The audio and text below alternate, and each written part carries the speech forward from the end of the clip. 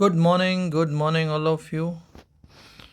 Okay શું આપણે હવે ફિક્સ કેપિટલ સિસ્ટમ સ્ટાર્ટ કરી દીધી છે. ફિક્સ કેપિટલ સિસ્ટમ જ્યારે પાર્ટનર લોકો એડોપ્ટ કરે ત્યારે આપણે એક એક્સ્ટ્રા અકાઉન્ટ બનાવવું પડે, કરંટ અકાઉન્ટ.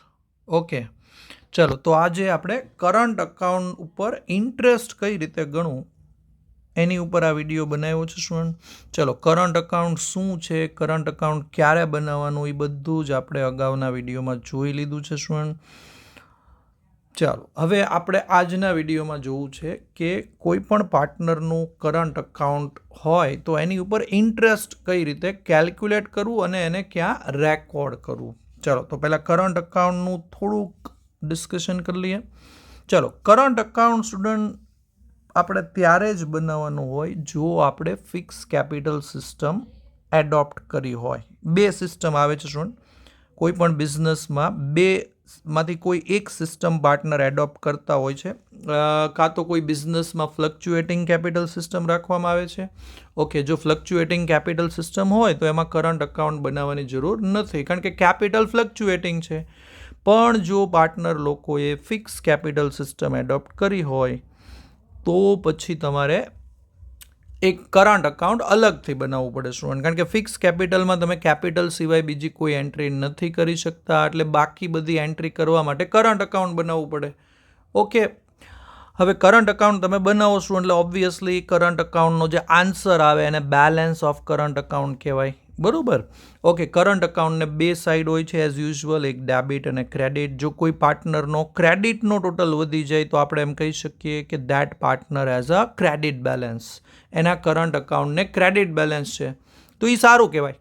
કોઈ પણ પાર્ટનરને જો ક્રેડિટ બેલેન્સ હોય તો એનો મતલબ એ થયો સ્ટુડન્ટ કે એની ઇન્કમ જે છે એ વધારે છે અને એના ડ્રોઈંગ્સ અથવા તો એના એક્સપેન્સ કરતાં એની ઇન્કમ વધારે છે. ઓકે, એટલે એ સરપ્લસ અમાઉન્ટ છે એની, એટલે એની ઉપર એને ઇન્ટરેસ્ટ મળશે. બરોબર, પાર્ટનરને ઇન્ટરેસ્ટ મળશે, ફર્મ એને ઇન્ટરેસ્ટ આપશે. તો એની સામે જો કોઈ પાર્ટનરનો ડેબિટ બેલેન્સ હોય સ્ટુડન્ટ તો એની માટે સારું ન કહેવાય. ડેબિટનો ટોટલ જો વધી જાય એનો મતલબ એ થયો કે તમારી ઇન્કમ, પાર્ટનરની ઇન્કમ કરતાં એના ડ્રોઈંગ્સ અથવા તો એક્સપેન્સ વધારે છે સ્ટુડન્ટ. બરોબર. ઓકે, તો એ એક નેગેટિવ બેલેન્સ જેવું કહેવાય. Debit balance means negative balance. એટલે તમારું કરંટ અકાઉન્ટ જો ડેબિટ બેલેન્સ બતાવતું હોય તો એ સારું ન કહેવાય સ્ટુડન્ટ. તો તમારે એની ઉપર ઇન્ટરેસ્ટ તમને પે કરવું પડશે. આપણે વાત કરી હતી બેંક બેલેન્સ અને બેંક ઓવરડ્રાફ્ટ જેવું હોય છે સ્ટુડન્ટ. બેંક બેલેન્સને આપણે ક્રેડિટ બેલેન્સ સાથે કમ્પેર કરી શકીએ અને બેંક ઓવરડ્રાફ્ટને આપણે ડેબિટ બેલેન્સ સાથે કમ્પેર કરી શકીએ. ઓકે, જેમ બેંક ઓવરડ્રાફ્ટ ઉપર ઇન્ટરેસ્ટ પે કરવું પડે એમ જો તમારા કરંટ અકાઉન્ટમાં ડેબિટ બેલેન્સ હોય તો તમારે ઇન્ટરેસ્ટ પે કરવું પડે સ્ટુડન્ટ્સ.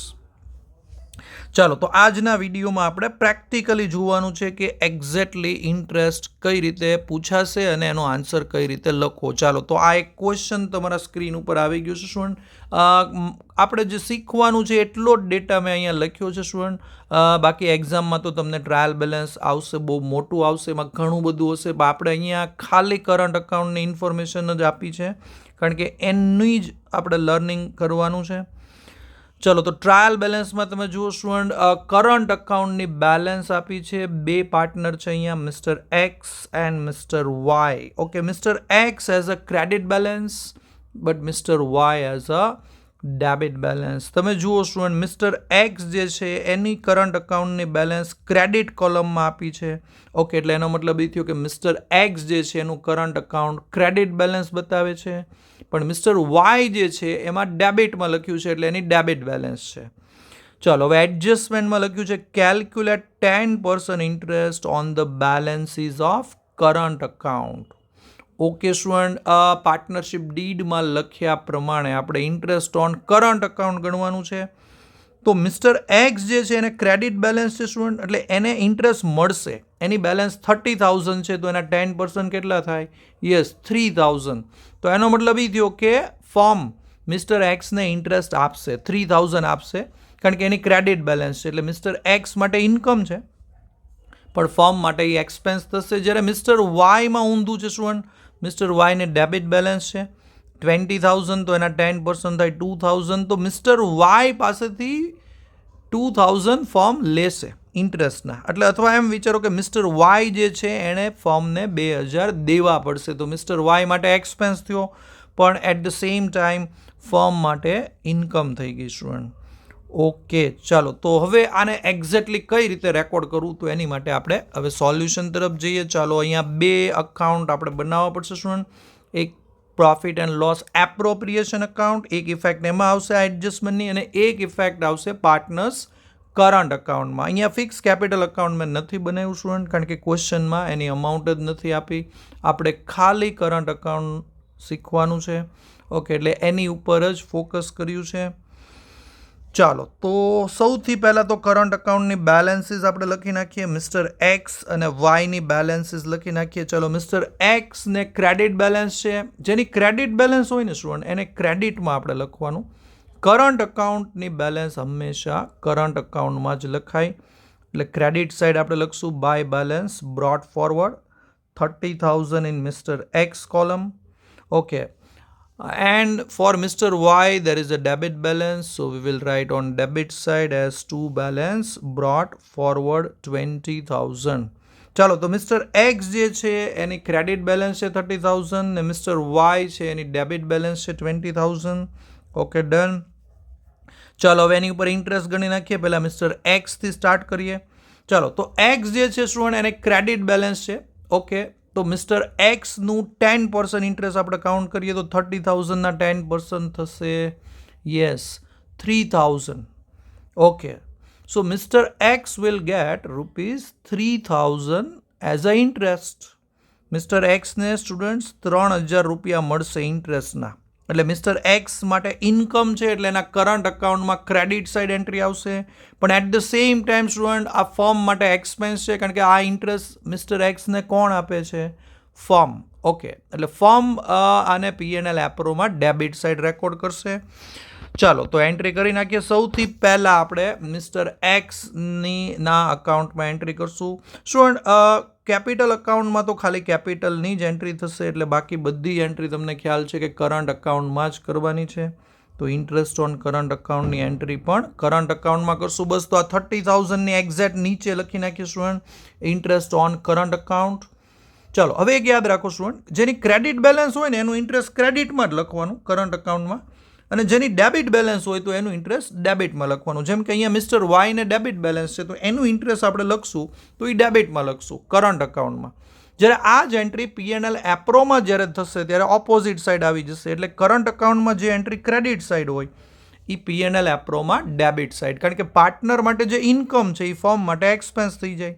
બસ, તો આ 3,000નું ઇન્ટરેસ્ટ સ્ટુડન્ટ આપણે P&L એપ્રોમાં લખવું હોય તો કઈ સાઇડ લખશું? Yes, debit side, opposite side, કારણ કે પાર્ટનર માટે જે ઇન્કમ છે એ ફર્મ માટે એક્સપેન્સ છે. બસ, તો અહીંયા લખી નાખીએ to interest on current account mister X, અને અમાઉન્ટમાં લખી નાખીએ 3,000. ચાલો, તમને MCQમાં બી પૂછી શકે સ્ટુડન્ટ કે interest on credit balance is recorded in P&L appro on that side. ચાલો, તો ઇન્ટરેસ્ટ ઓન ક્રેડિટ બેલેન્સ હોય ને એની એન્ટ્રી P&L એપ્રોમાં ડેબિટ થાય, ને ઇન્ટરેસ્ટ ઓન ડેબિટ બેલેન્સ છે એની એન્ટ્રી P&L એપ્રોમાં ક્રેડિટ થાય, એટલે કે ઓપોઝિટ થાય.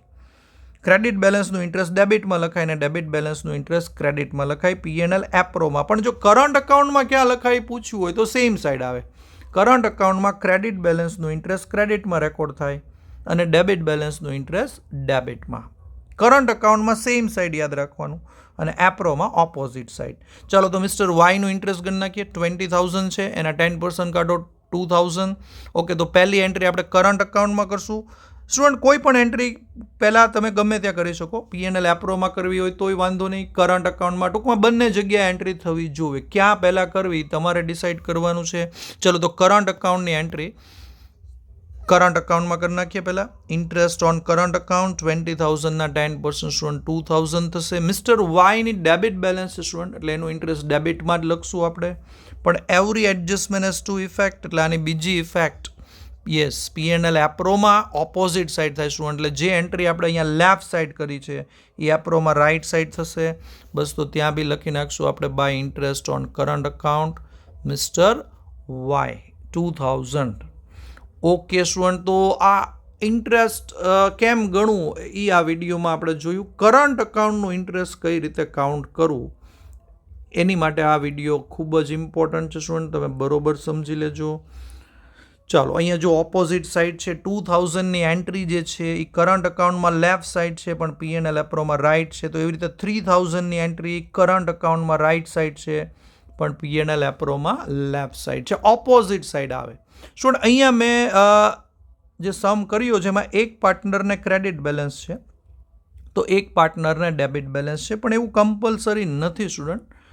ઘણીવાર બંને પાર્ટનરને ક્રેડિટ બેલેન્સ હોય એવું બી બની શકે.